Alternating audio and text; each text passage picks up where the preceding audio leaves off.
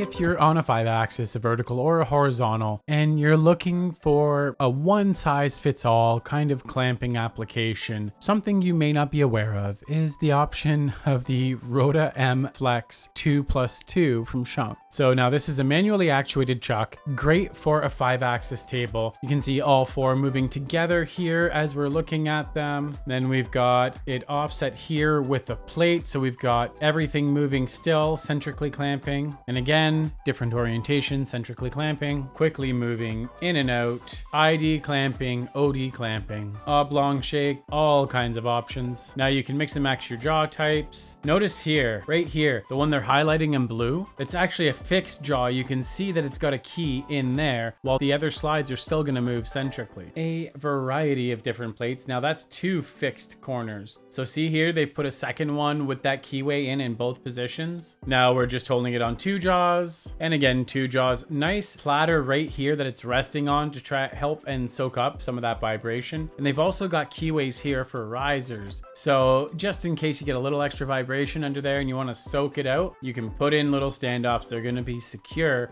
for all your rotation in 5-axis world, or on the horizontals as well.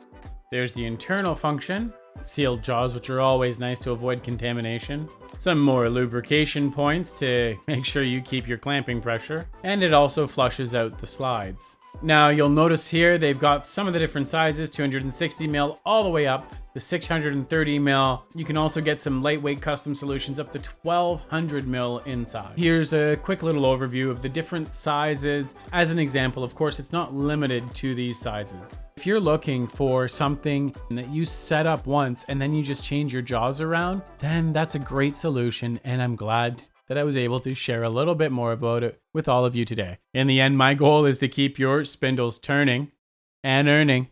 Until next time.